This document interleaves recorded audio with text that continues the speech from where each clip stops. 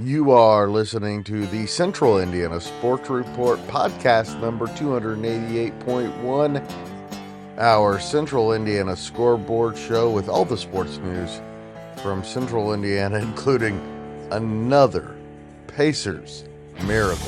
You're listening to the Central Indiana Sports Report with your host, Greg Mengelt.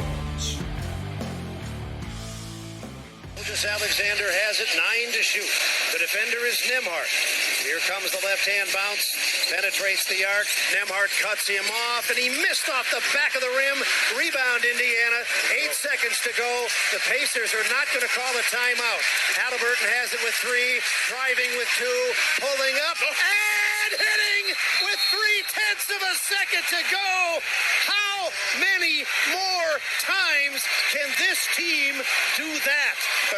Sweet baby.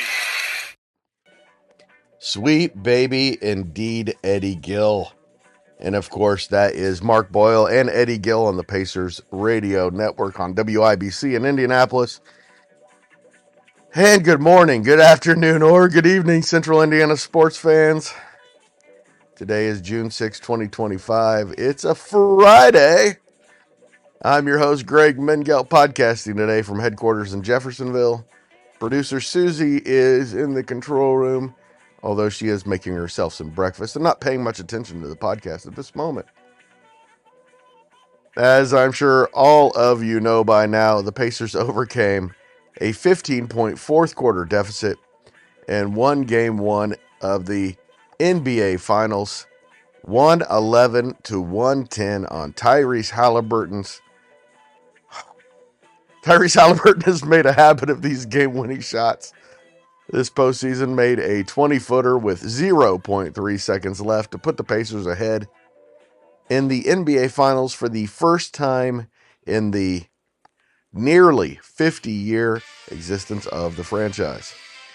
Here's Miles Turner on Halliburton's heroics again.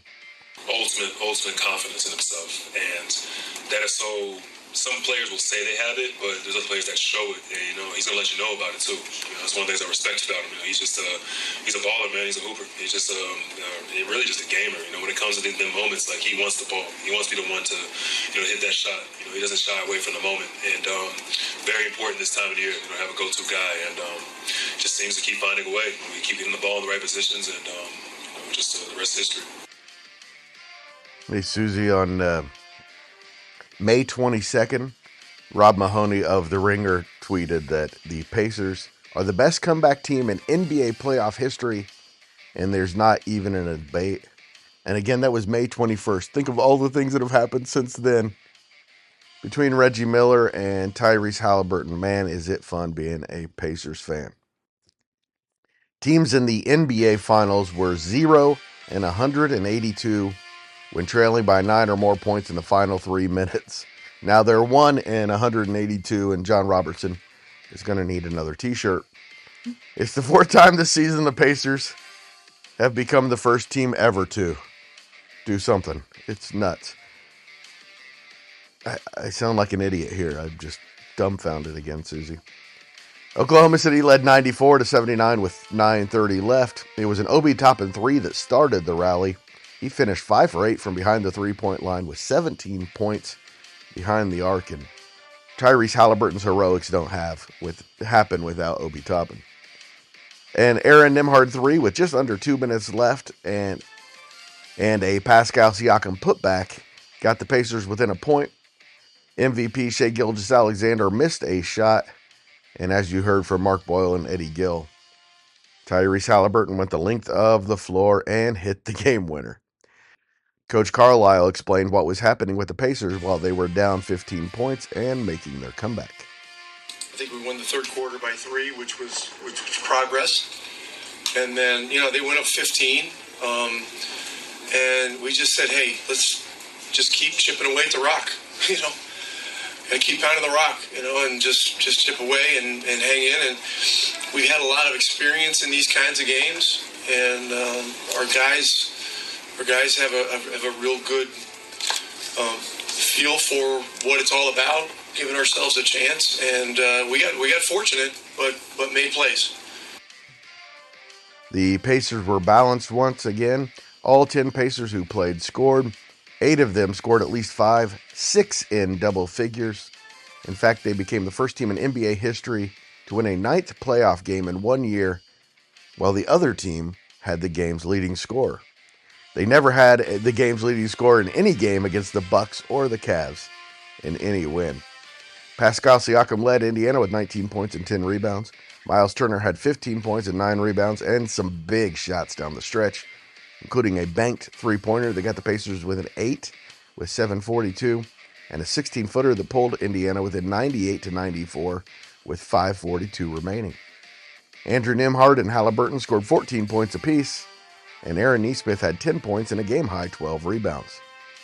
The Pacers overcame 24 turnovers, 19 in the first half.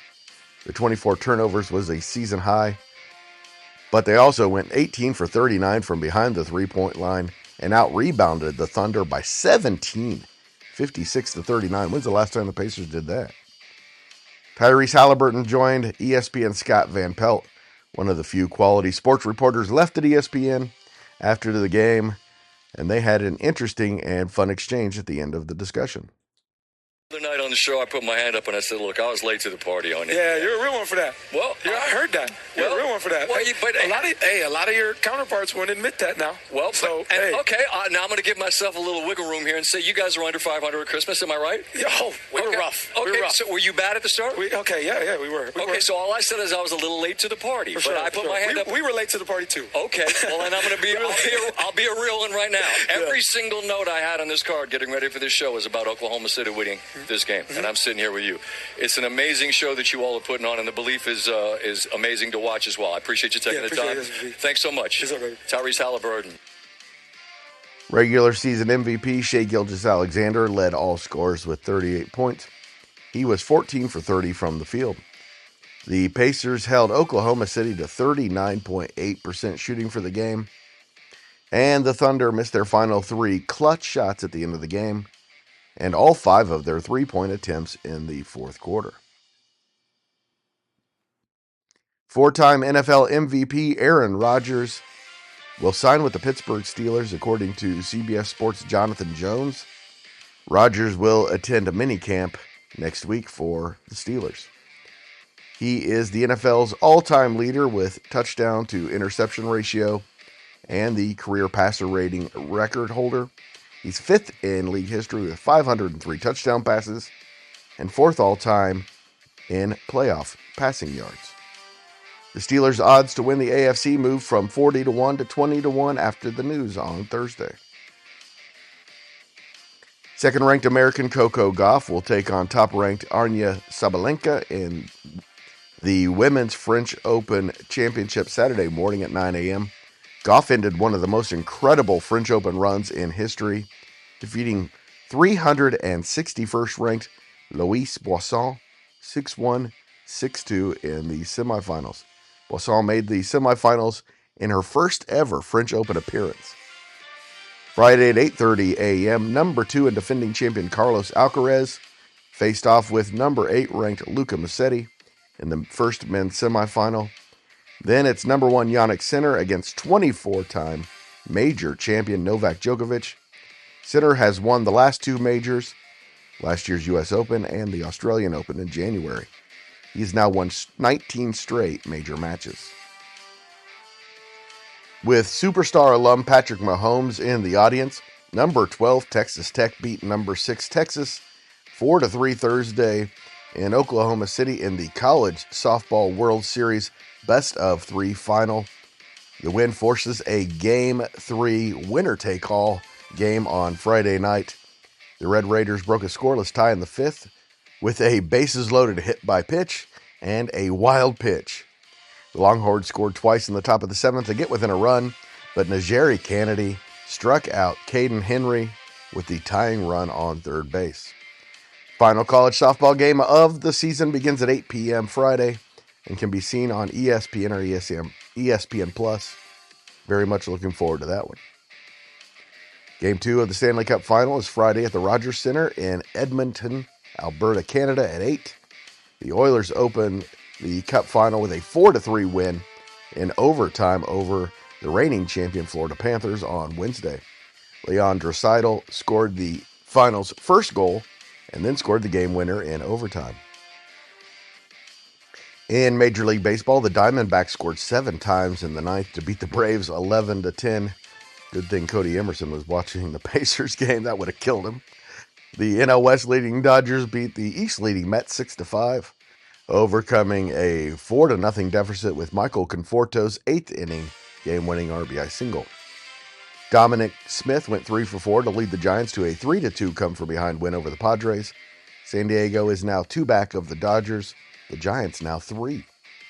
And in the NL Central, the Cubs beat the Nationals 7-1, and the Cardinals split an intrastate doubleheader with the Royals. The Cubs now lead St. Louis by 5 games, and the Brewers by 5.5. To a few news and notes, after the rain stopped Wednesday's game in the 5th inning, Harrison completed its 7-0 regional victory over number 10 Noblesville Thursday in West Lafayette. Brady Odom threw a 6-hit shutout, and Anna Hange went 3 for 3 and homered for the second time this season. Hannah Voles hit an RBI triple and scored a run, and Della Bassong went 2 for 4 with a double and scored twice. The Raiders are now 11-12 and play 24-4 and 4th-ranked Penn in Saturday's semi-state semifinal. Trying another school I almost went to, Susie, before deciding to go to the Marines, won its 2nd Division III softball national championship in the last 3 years Thursday by sweeping Virginia Wesleyan 8-1 and 3-1 in Bloomington, Illinois.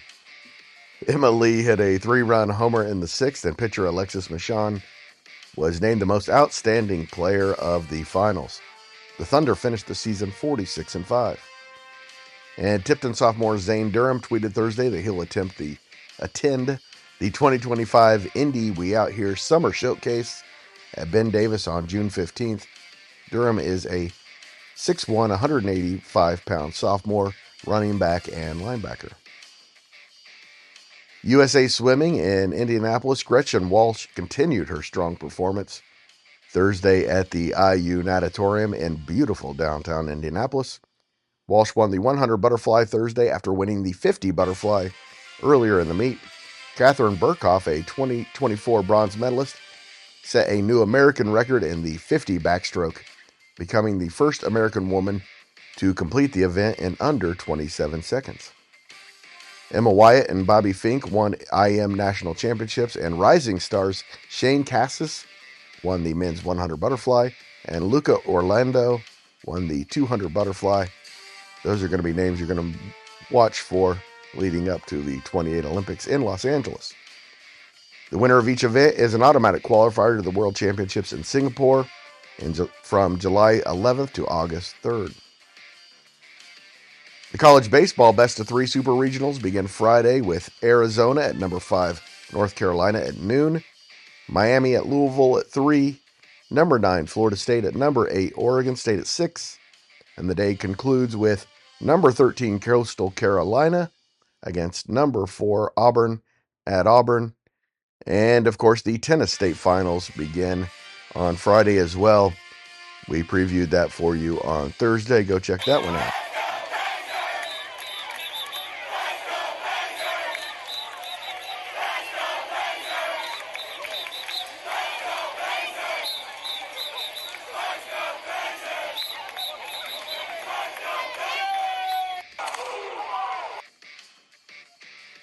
Thank you for listening. We do this every single day. Please join us.